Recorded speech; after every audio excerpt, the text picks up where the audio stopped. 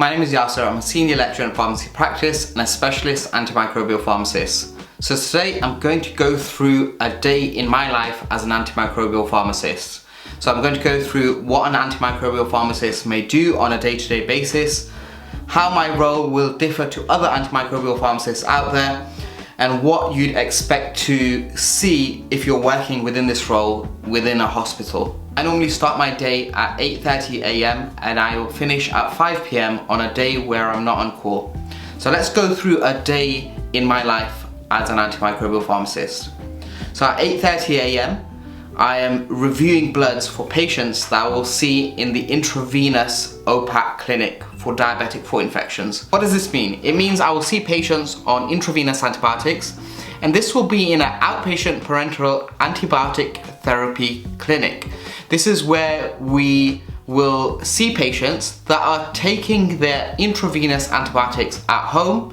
Nurses will go to their house to give their medication to them whilst they're at home, and they will come to see us every week or every 2 weeks to see how they're getting on with their medication. Is their diabetic foot infection improving? So before I see them in clinic, I'm going to review their bloods on my computer, prepare their clinic letters in advance. If there's any problems that have occurred overnight, then I'll be able to handle those problems. For example, on this particular day, one of the patients was receiving their IV antibiotics via the PICC line. This is a line that they can have their intravenous antibiotics for several months.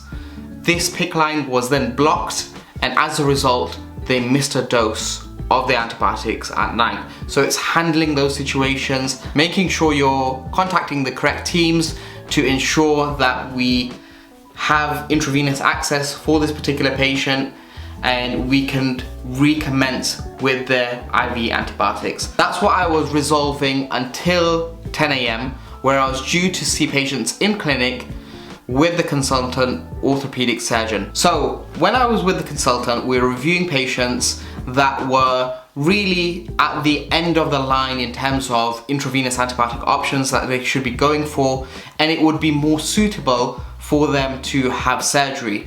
So it's seeing these patients that possibly would require surgery, reviewing these patients with the surgeon, and seeing whether or not these patients would need surgery or should start preparing for surgery. There was one patient that had a bone infection, and one of the bones within the foot had become detached from the rest of the bones to the point that the consultant orthopedic surgeon was able to take it out in a sterile fashion. And this was quite shocking for me. It's something that you wouldn't see on a day-to-day basis. So it was quite surprising for me. And you initially find these things quite difficult to watch, but you get used to these things over time. I would then go for lunch about 12:30 p.m. because we reviewed patients in the morning clinic with the surgeon. And then I will come back at 1:30 a.m. to conduct my own clinic, which is a clinic where I will review the patients that I was speaking about earlier. I will see patients that are on intravenous antibiotics. I will review their microbiology results. So we will send swabs from their foot infections to the lab. I will identify if we've got any organisms that are growing there. And then first of all, is the organism that we're growing there expected to be in that environment, or is it a surprise to me? Is it one that's likely to be causing the infection or not? If so, are we covering that particular organism with the current antibiotics that we're giving? So these are things that I'm going to be reviewing. I'm also going to be reviewing how long we're going to give these patients intravenous antibiotics for. I'm also an independent prescriber, so I can continue the prescriptions for these particular patients. I will see whether or not their intravenous access is still accessible, if they're not receiving any problems. We will see how their diabetic foot infection is, if it's improving, if we're seeing progress from the last time we saw them in clinic, and we will surgically debride, so we would remove any skin to allow that healing process, and this will be done by the specialist podiatrist. And then we'll also review the patient's blood test results. We'd look at their signs of inflammation, we'd look at their kidney function, we'd look at their liver function, see how they're getting on. we'd look at the management of their diabetes. Is there anything that we need to address with regards to the management of their diabetes which could improve the healing process, which could really improve the management of their diabetes, which could prevent further incidences, further complications of their diabetes. I will review about 6 patients and then I'll finish about 5:30 p.m.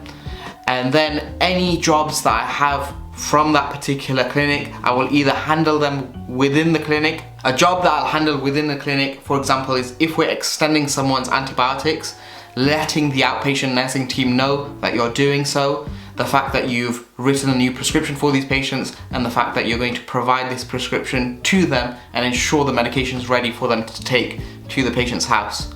So this is a typical day of what I'll do as an antimicrobial pharmacist, bearing in mind I have a specialist interest in diabetic foot infections, so that's why it may be different to other antimicrobial pharmacists out there. Hopefully you found this insightful. If you do have any questions about my role, drop it down in the comment section below. If you have any questions at all about hospital pharmacy, drop it down in the comment section below. And I hope you found this video useful. If you did, please drop a like and subscribe for more videos like this. I'll see you in the next one.